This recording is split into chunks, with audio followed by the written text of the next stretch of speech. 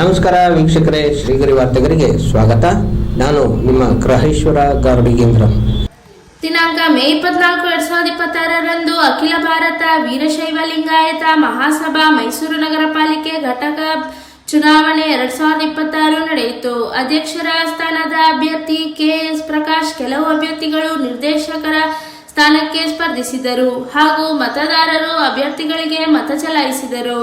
ಈ ಸಂದರ್ಭದಲ್ಲಿ ಅಧ್ಯಕ್ಷರಾಗಿ ಆಯ್ಕೆಯಾದ ಕೆಎಸ್ ಪ್ರಕಾಶ್, ನಿರ್ದೇಶಕರಾಗಿ ಆಯ್ಕೆಯಾದ ಪಂಚಾಕ್ಷರಿ ಗೌರಿಶಂಕರ್ ಅವರನ್ನು ಷಡಾಕ್ಷರಿ ಶೇಖರ್ ಕೆಲವು ಸ್ನೇಹಿತರು ಅಭಿನಂದಿಸಿದರು. ಸ್ಥಳ ಹಾರ್ಡಿಂಗ್ ಹೈಸ್ಕೂಲ್, ಆರ್ಟಿಒ ವೃತ್ತದ ಬಳಿ, ಜೆಎಲ್ಬಿ ರಸ್ತೆ, ಮೈಸೂರು. ಎಲ್ರಿಗೂ ಶರಣಾರ್ಥಿ ಬಂಧುಗಳೇ, ಇಂದು ಅಖಿಲ ಭಾರತ ವೀರಶೈವ ಮಹಾಸಭಾ ಮೈಸೂರು ನಗರ ಘಟಕದ ಒಂದು ಚುನಾವಣೆ ನಡೀತಾ ಇದೆ. ಈ ಚುನಾವಣೆ ಅನಿವಾರ್ಯವಾಗಿ ಈ ಚುನಾವಣೆ ಬಂದಿದೆ.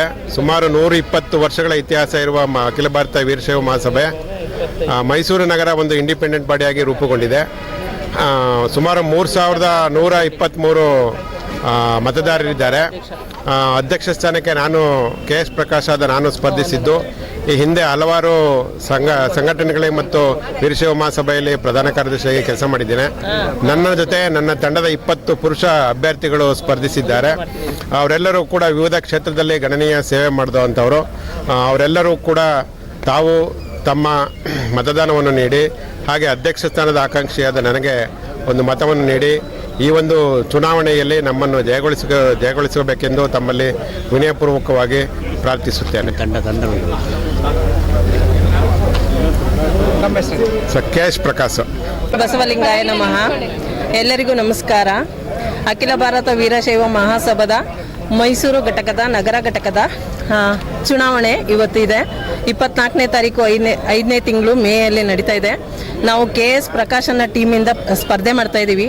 ಆಲ್ರೆಡಿ ಮಹಿಳಾ ಅಭ್ಯರ್ಥಿಗಳೆಲ್ಲ ನಾವು ಗೆದ್ದಿದ್ದೀವಿ, ಆಯ್ಕೆಯಾಗಿದ್ದೀವಿ, ಅವಿರೋಧವಾಗಿ ಆಯ್ಕೆಯಾಗಿದ್ದೀವಿ. ಅದರಿಂದ ಕೆಎಸ್ ಪ್ರಕಾಶನ ಟೀಮ್ಗೆ ನಾವು ಸಪೋರ್ಟ್ ಮಾಡ್ತಾ ಇದ್ದೀವಿ. ದಯವಿಟ್ಟು ನೀವೆಲ್ಲರೂ ನಮಗೆ ಕೆಎಸ್ ಪ್ರಕಾಶನ ಟೀಮ್ಗೆ ಸಪೋರ್ಟ್ ಮಾಡಿ ಅಂತ ಕೇಳ್ಕೊಳ್ತಾ ಇದ್ದೀನಿ. ಶಿಲ್ಪಾ ನಂದೀಶ್ ಅಂತ, ನಾನು ಅಖಿಲ ಭಾರತ ವೀರಶೈವ ಮಹಾಸಭಾದ ನಿರ್ದೇಶಕಿ, ಮೈಸೂರು ನಗರದ ಘಟಕ, ಮತ್ತು ನೌಕರರ ಸಂಘದ ಉಪಾಧ್ಯಕ್ಷೆ.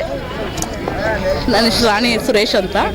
ನಾನು ಈ ಜನಗಳು ಇಲ್ಲಿ ಇಷ್ಟು ಬಿಸಿಲಿದ್ರು ಕೂಡ ಬಂದು ಇದಾಗಿ ತುಂಬ ಉತ್ಸಾಹದಿಂದ ಮತ್ತು ಎಲ್ಲ ಮತ ಚಲಾಯಿಸ್ತಾ ಇದ್ದಾರೆ. ಎಲ್ಲರಿಗೂ ಧನ್ಯವಾದಗಳು ಹೇಳ್ತಾ ಇದ್ದೀನಿ. ತುಂಬ ಬಿಸಿಲಿದ್ರು ಕೂಡ ಎಲ್ಲರೂ ಬಂದು ಇದು ಮಾಡ್ತಾ ಇದ್ದಾರೆ. ಮತ್ತೆ ಮುಂದಿನ ವಾರ್ತೆಗರಿಯಲ್ಲಿ ಭೇಟಿಯಾಗೋಣ. ಶ್ರೀಗರಿ, ನಿಮ್ಮ ಮನದಾಳದ ಗರಿ. ನಮಸ್ಕಾರ.